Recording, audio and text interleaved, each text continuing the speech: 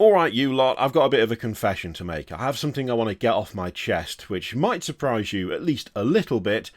I haven't painted anything Warhammer 40k related for absolutely ages. Like, ages. Months and months and months. I have not painted anything for Warhammer 40,000, which feels very weird to say because, I mean, look at the channel. Look where most of you have found the channel.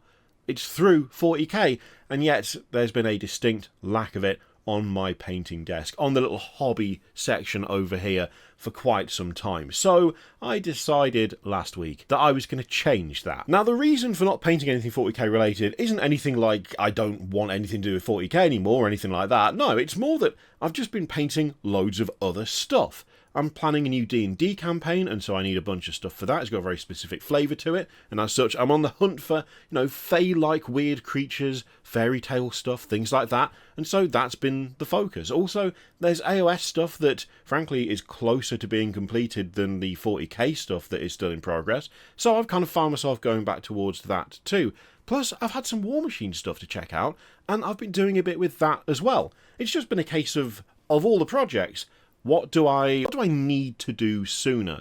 And frankly, 40k has not been high on the list of hobby stuff that I could do with getting done sooner rather than later. But the thing is, it felt weird not painting anything, even sci-fi related, for so long. Which is why I decided that I was going to actually make use of something I've bought, which, let's be honest, we've all done this. If you are a 3D printing enthusiast, or you utilise it for pieces of stuff, bits, random miniatures, or indeed entire armies, you will have done what I do, which is see something, go, that absolutely rules, I need it, you'll have bought it, and it will sit in your library on my mini factory for a frankly shameful amount of time. That is exactly what happened with the Exterminator and Exterminator Ferratus STLs from Cedaval on my mini factory. I even made a couple of videos about these guys, with the stated intent to print them off and get them painted. Did I do that? No. Have I done it now? Yes. But it's taken a while to get round to it. And the fact is, I had a hankering to paint something Terminator-esque. Yes, I know it's not official Warhammer 40k. I know that. But look at it. It is, let's be honest, I think fairly heavily inspired by the idea, at least, of Saturnine Terminators. I don't think I'm putting too much random speculation onto Cedaval for the inspiration behind these things.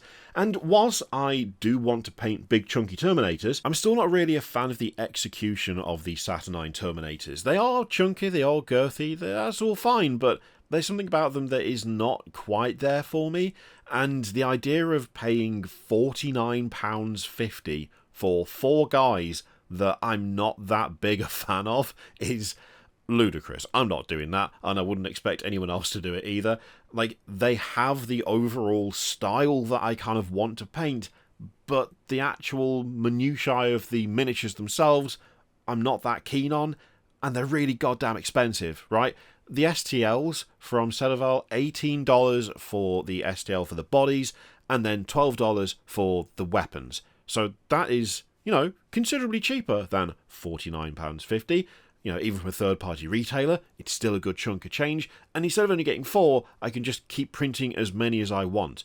Like, if I wanted to make a full army of Saturnine Terminators, which I have thought about, because of course I have, printing a bunch of these Exterminators, I'm telling you right now, a hell of a lot cheaper than buying, 8 boxes of Saturnine Terminators or something daft like that. I know that's a luxury that's not afforded to everyone, because not everyone's got a 3D printer, but I do have one, and as such, yeah, no, I'll print loads of the Exterminators, thanks. I mean, they are big, chunky, girthy lads who are basically Saturnine, but not, and are not close enough for Games Workshop to get their grubby paws on it, so don't even think about it. So, I decided I was going to print these lads and paint them up, but not just paint them up, go absolutely filthy with it. You see, one of the things I really enjoyed about painting my tank army was getting the weathering in, getting a bit of the old streaking grime on the go, and going to town with it. However, I actually think I missed something out when I was doing that army, and that was doing battle damage using sponging. So sponging of brown and silver to sort of make it look worn and rusted and stuff. I didn't do any of that. But I wanted to see if I could do it with these lads. So, obviously, first step, stick them in the slicer. Now I'm bringing this step up because there's something I want to show you a little bit later. Oh, and something that's fairly significant when it comes to the Reflex RS and RS Turbo, which is what I've got. They've now opened it up so that you can use third-party resins. Now previously, closed ecosystem, you could only use Haygears resins with the Haygears printer. That's not the case anymore. You can actually use third-party resins and you can tweak them and do all of that good stuff. I really like this change for quite a few reasons. I mean, one of them is the fact that if you owned a 3D printer before getting a Reflex RS or Turbo, then you will already have preferences as to what resins you do and do not like. Whether that's down to a budget thing, or whether that's simply you found one that works for you, you've got all the parameters down, and you have had nothing but good experiences with it, you want to be able to keep using that resin, and until now you weren't able to, now you can. You still need materials, you still need resin, and I know this, having done it myself, keeping an eye out on, say, Amazon and picking up a couple of bottles of something real cheap when a flash sale hits, I mean, you just can't beat it, can you? Plus, they're also doing a $20-ish PAB10 resin. It's a modelling resin. I really want to try some out. I haven't tried any yet, but I really like the PAS10, so I'm hoping the PAB10 will be just as good. Anyway, I reused my normal settings because it's just what I use for everything that I print pretty much, and then stuck the torsos and legs. This was a 3-plate situation, by the way. These lads are chunky. They are so much chunkier than I thought they were. I knew they were chunky, but the girth was unreal. So this was a 3-plate job. But the first one was torsos and legs and the like. And when I'm doing stuff like this, and I want to try and do more of this stuff in the future, when I'm doing stuff like this, the first thing I do, the go-to approach, is to go for the supports that are provided with the models. See, Blueprint can do auto supports, and the auto supports are really good, but everyone uses different slicers, right? Everyone uses different stuff. So if I'm printing something for the first time, and it comes with a pre-supported option, I will use the pre-supported option for like the first examples of whatever miniatures they are, so that I can get a good feel for whether the pre-supports are good or not. I think this is an important part of, like, if you're recommending stuff to other people, don't just be like, well, yeah, it's pre-supported, so it's fine. I've printed stuff in the past that have been pre-supported, and they haven't been pre-supported. They've just had auto supports turned on in whatever slicer the uploader has used, and they've turned out to not be very good because they've been inadequate or they've been super weak, and that annoys me when I come across it. So when it comes to printing stuff that I'm then going to talk to you guys about, I'll go pre-supported first, and then the next batch I'll be using auto supports, which is exactly what I'm going to do for these miniatures. For a start, when it came to repairing the files, which is something I do every time I print anything just in case, there's quite a few things that popped up, and I will say the islands on these, I don't think I've ever seen islands show up in Blueprint looking like this before. Everything else is just a single, like, surface, a single, like, piece. This wasn't like that, and I think maybe some of the orientation could have been a bit better on these parts, but like I say, I wanted to print them as they came pre-supported so that I could tell you, if you go and get them, yeah, pre-supports are grand, or alternatively, you might want to support these yourselves. But with all of that done, all of the parts like repaired and ready to go, it's time for the gratuitous, entirely unnecessary, but quite fun shot of pouring resin into the tank, which I like doing every time, except you've got to be patient. You've got to be patient with it. I wasn't patient with this. I really wanted to get printing, and it didn't produce the lovely cascade of resin over the edge of the plate and into the tank. It didn't do that. Instead, it clumped about and flopped down, and it was not as satisfying as I was hoping, and I'm sorry. I'm sorry, I tried to get the shot, I got overexcited, and it went everywhere. We're just going to leave that there. It went everywhere. After a couple of hours, the first plate was done, so I did the usual cleaning and curing. Really easy, just ripping the supports off, same as usual. These were all chunky components, and I had no worries about breaking any of it, so it was just a case of yank, and then dump in the bucket. That's a weird way to phrase that. It wasn't a random bucket, it's the wibbly wobbly washer thing that I have, which I really like. Not specifically for any efficiency reason, although it does clean stuff well, it's more because it does a little dance whilst it does it, and that makes me happy because I am, at heart, an absolute child. Overall, assembly-wise, I mean, you can see from the footage here, they went together really well. They went together super well. Like, there wasn't anything particularly complex, there were no joins that were, like, really naff. The feet were maybe a little bit annoying, but I think that's just because there was scarring from supports both on top of the feet and in the socket on the legs.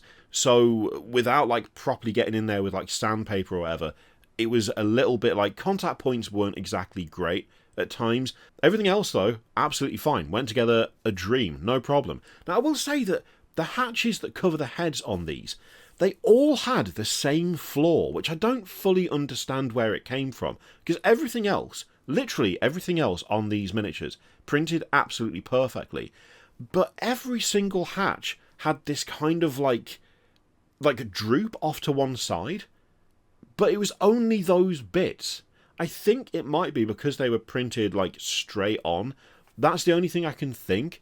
But it was a little bit annoying having to shave part of it down, especially when, as I say, every other part of these printed pretty much flawlessly. For that one part to have the same issue 5 times over, kind of odd and a little bit annoying.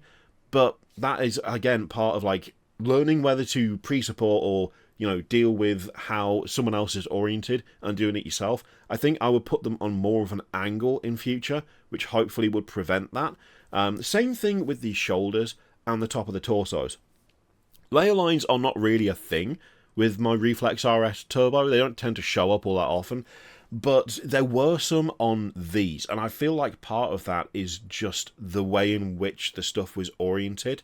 It wasn't flat, but I don't know, maybe a slightly different angle would have sorted that out. It's something to experiment with because this is one squad and I'm going to do another. In the grand scheme of things though, those 5 sections needing a little bit of trimming, I'm okay with it. Yeah, it's not completely perfect, but I had no failed prints, all the detail came out well, and I didn't have to sit there and troubleshoot anything, which, frankly, that is worth that little bit of time shaving down a couple of edges all day, every day. I could just print the same 3 plates again and end up with 5 really nicely detailed miniatures without having to worry about anything, but I am going to change them. I just want to see what happens. So next time round, I will do all of the orientation and the supporting myself, and then see how it goes. With the lads assembled, it was time to do some base coating. And I gotta say, I think the detail on these lads is very fun. It's very cool, and it came out super well. Those little recessed sections, where you've got the bolt or whatever that's sunk into the armour with the gap around it, those came out absolutely lovely. So did the helmets. Like, the helmets are really teeny tiny small, but they look great. Also, all the rivets and stuff, especially on the pauldrons, they came out super nice. I really, really like the way these guys look. And yeah, the prints, I'm well happy with them. With the base coat down, it was time to get to airbrushing, and frankly, this is where I made my first mistake. I just put too much thinner in. I should have put less thinner, but I got overexcited, and I just wanted to see what a bit of like a creamy coat would do to these guys. That sounds weird.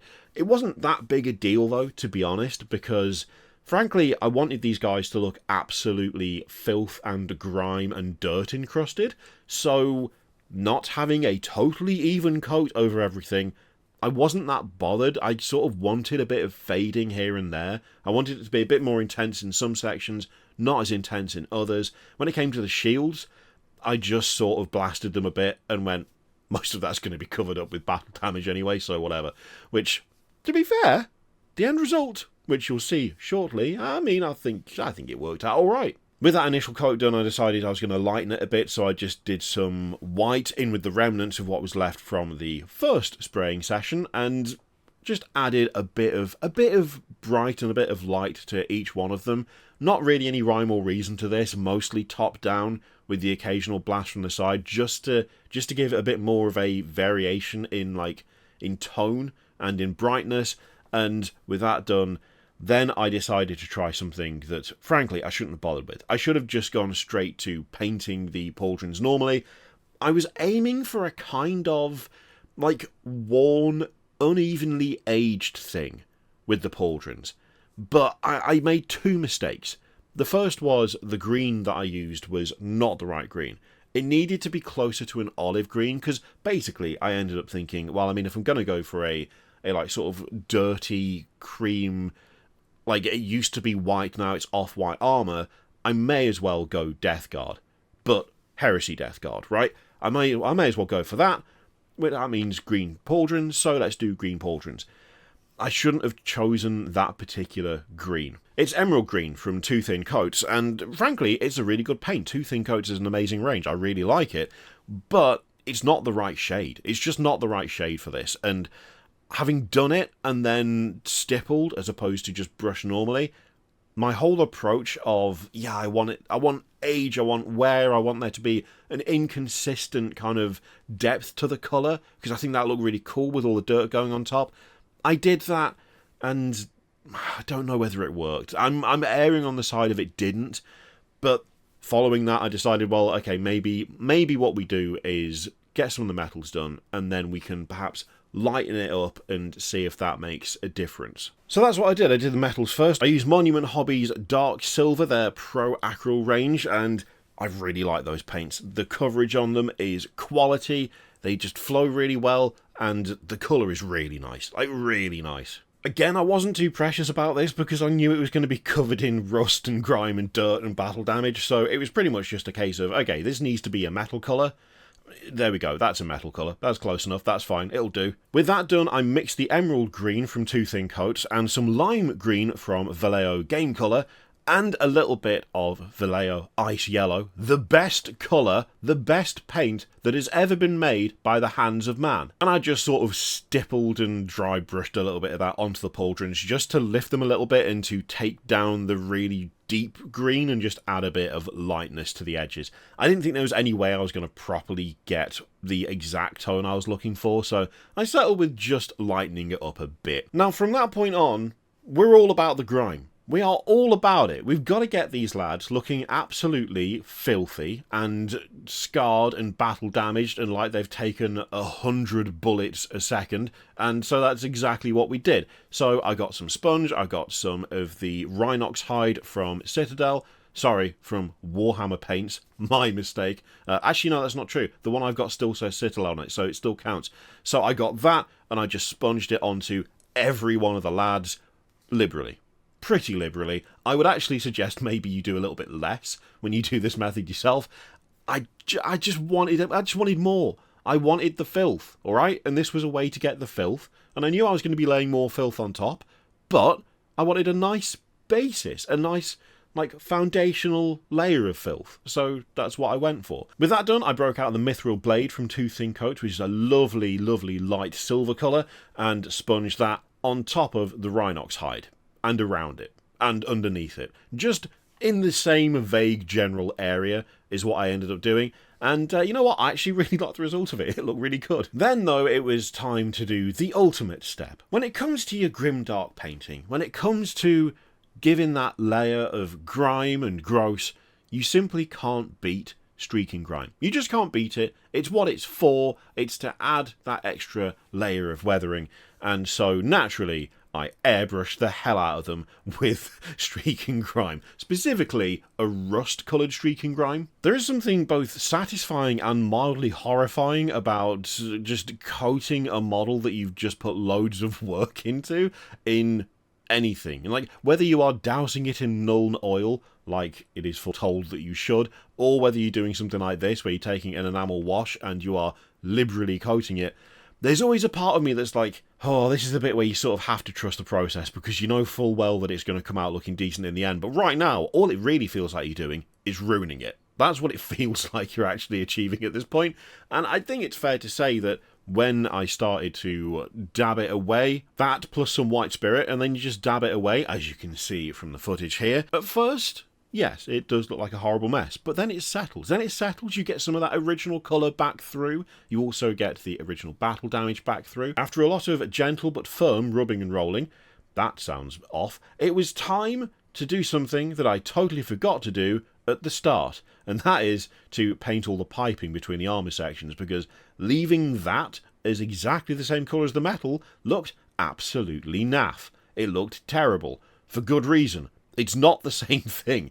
So it was time to break out the Black Templar contrast paint. So at this point I wanted to add some dirty down rust to a few edges, maybe make a few areas just really pop with it, and I ran into a significant issue in that my dirty down rust was no longer liquid. It was in fact a horrible stinky solid, but I really wanted just a bit more variation in colour.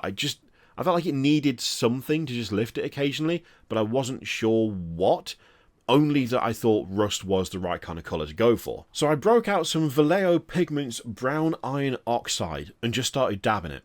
Just in different places, not really following any sort of logic or any kind of like, this is where the wear and decay would naturally lead to rust. I wasn't really focused on that.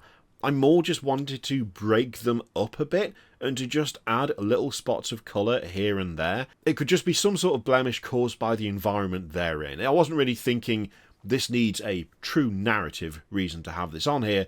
I more just wanted to break it up and add another aspect of colour. I was going to say a different colour. It's not really a different colour, it's just another warm tone. But I just felt like they needed something, right? Just a little bit of something.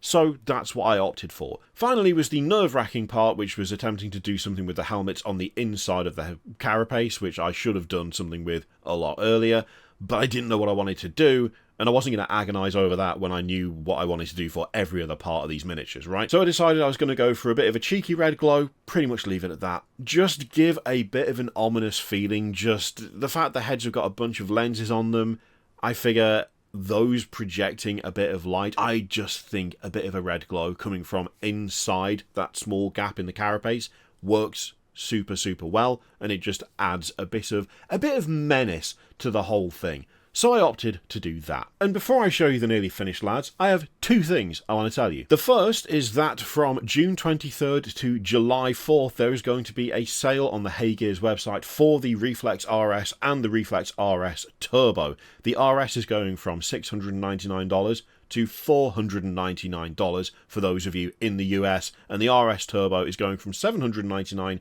to $599, again for those of you in the US. That is a significant, chunky discount off the Reflex RS and RS Turbo, and there'll be a link to both the Hey Gears store and their Amazon store in the description and pinned comment down below. As you've been able to tell as we've been painting these guys, the Reflex RS Turbo has done a great job on them, and as I've said many times before, it is the only resin printer I use. I do not own another one. I mean, I've had the Reflex RS since September of 2024. I've upgraded it to the Turbo in that time as well. I've had this for well over a year, close to 2 years at this point, and I can count the number of print failures I've had on one hand. I have printed countless miniatures and bits of scenery for me. I've done exactly the same thing for friends as well. Our respective D&D campaigns are just chock full of stuff that has come out of that printer, and it has been completely solid all the way through. It is as close to a plug-and-play resin printer as I think you're liable to get. And the second thing is that the bases aren't done, and that's because I don't actually like them very much. I actually want to do bigger bases. I don't think they fit properly on these. They've just got a bit too much, like, they're just too wide. The legs are too far apart, they look like they're kind of hanging off the edge, and I don't like it. So what I'm actually planning to do is build a little bit of a diorama around these guys. Anyway, these are the Exterminators in all their finished grime and grossness. I really like the way these have turned out. It's not the most precise painting I've ever done in my life. It's not the most complicated, complex, layered approach, but I wanted to make some big, chunky, girthy lads who were absolutely covered in filth, who had battle damage just all over them. I wanted something that was eye-catching and sort of suited the very heavy nature of the armour, and I think mixing the sort of Death Guard colour scheme with a shed load of weathering, loads and loads of grime and dirt and just chipping away from the paint, I think that they have come out pretty much exactly how I wanted them to. If there is only one thing I would change, it would be the lack of dirty down rust. But that, to be fair, is something I can sort out in future. I haven't sealed in the pigment yet, so it's entirely feasible and possible to get that off in future and instead replace it with dirty down rust once I've got a bottle in my hands once again. But for now, these I'm really happy with, and I'm looking forward to printing more. And when those are done, I'm pretty sure I'll show you those too. Let me know what you think of these lads in the comments down below. Thank you very much for watching. Thank you to Hey Gears for sponsoring this video, and feel free to click all of the stuff. Remember, that sale is running from the 23rd of June to the 4th of July. So keep an eye out, those of you in the US, and remember to follow those links in the description and the pinned comment. Thank you again. Feel free to click all the things. I'll see you for the next one.